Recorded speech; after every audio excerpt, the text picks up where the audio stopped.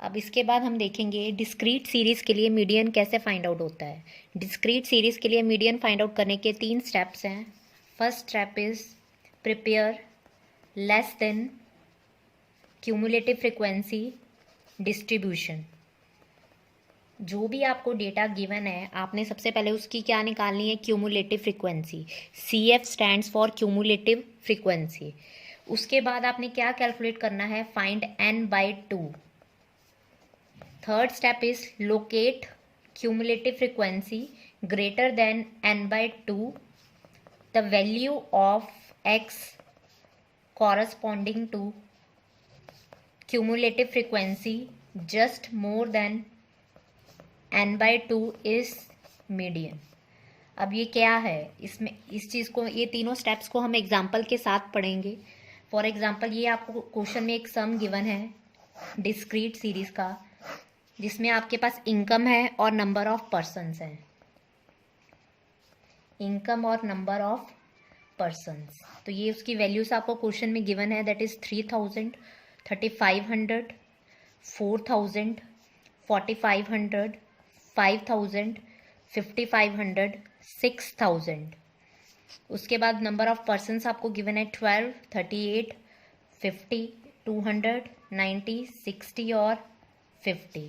तो ये number of persons given है। तो अब क्लियरली टेबल से ही आपको पता लगता है कि ये डेटा कौन सी कैटेगरी का है, डिस्क्रीट कैटेगरी का, क्योंकि इसमें एक्स के साथ साथ आपको क्या गिवन है, फ्रीक्वेंसी।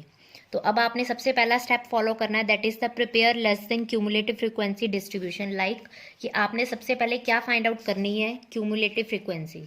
क्यूमुलेटिव फ्रीक्वेंसी कैसे फाइंड आउट की जाती है, जैसे कि आपको फ्रीक्वेंसी गिवन है, फ्रीक्वेंसी फर्स्ट वैल्यू क्या है 12, उसमें आप नेक्स्ट वैल्यू ऐड करोगे तो आपके पास क्या बन जाएगी, क्यूमुलेटिव फ्रीक्वेंसी, दैट इज 50। फिर जो आंसर आता है उसमें आप नेक्स्ट वैल्यू ऐड करोगे, 50 + 50 100। फिर जो आता है उसमें आप नेक्स्ट वैल्यू ऐड करोगे, दैट इज 300। फिर उसमें आप नेक्स्ट वैल्यू ऐड करोगे 90, दैट इज 390। फिर आप उसमें नेक्स्ट वैल्यू ऐड करोगे 60, तो क्या आ जाएगा 450। फिर उसमें आप नेक्स्ट वैल्यू ऐड करोगे 50, तो क्या आ जाएगा 500। तो इस तरह से जो फर्स्ट वैल्यू है उसमें नेक्स्ट वैल्यू ऐड करके आपका कौन सा कॉलम बन जाएगा, क्यूमुलेटिव फ्रिक्वेंसी कॉलम। तो आप नोटिस करोगे कि फ्रिक्वेंसी का जो टोटल है और इसकी जो लास्ट एंट्री है वो क्या होगी, सेम। तो अगर वो सेम नहीं आती है, इसका मतलब आपने क्यूमुलेटिव फ्रिक्वेंसी ठीक कैलकुलेट नहीं करी है। तो अगर वो सेम आ जाती है, दैट मीन्स आपकी कैलकुलेशन ठीक है। तो आपने कुछ भी नहीं करना, जो फ्रीक्वेंसी वाला कॉलम है उसकी वैल्यूज़ को ऐड करते जाना है। जो लेटेस्ट वैल्यू आई है उसमें नेक्स्ट वैल्यू जो फ्रीक्वेंसी कॉलम की है उसको ऐड करते जाना है, और कौन सा कॉलम बनाना है, क्यूमुलेटिव फ्रीक्वेंसी कॉलम। उसके बाद सेकंड स्टेप क्या है, आपने क्या कैलकुलेट करना है, n/2। तो n/n हमेशा डिस्क्रीट सीरीज में क्या होता है, फ्रीक्वेंसी का टोटल। तो फ्रीक्वेंसी का टोटल हमारे पास है, दैट इज 500। तो आपने उसको किससे डिवाइड करना है, 2 से। तो आंसर हमारे पास क्या आ रहा है, 250। तो अब ये था सेकंड स्टेप, जो आपको क्या कहता है कि आपने क्या फाइंड आउट करना है, n/2। अब n/2 की वैल्यू आपके पास क्या आई है, इस सम में 250। तो अब आपने देखना है वो क्यूमुलेटिव फ्रीक्वेंसी जो 250 से क्या हो, ग्रेटर, यानी 250 से ग्रेटर बेटा क्यूमुलेटिव फ्रीक्वेंसी कौन सी है, 300। और उस 300 के सामने x की कौन सी वैल्यू है, 4500। तो इस सीरीज में जो मीडियन है वो क्या है, 4500।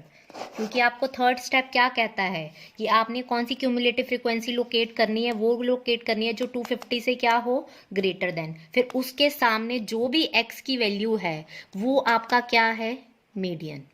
तो आपके सामने ही है कि क्यूमुलेटिव फ्रीक्वेंसी 250 से ग्रेटर कौन सी है, 300, और उसके सामने x की वैल्यू क्या है, 4500। तो मीडियन इनकम जो है वो क्या है, 4500। तो इस तरह से डिस्क्रीट सीरीज के केस में आपने क्या कैलकुलेट करना है, मीडियन।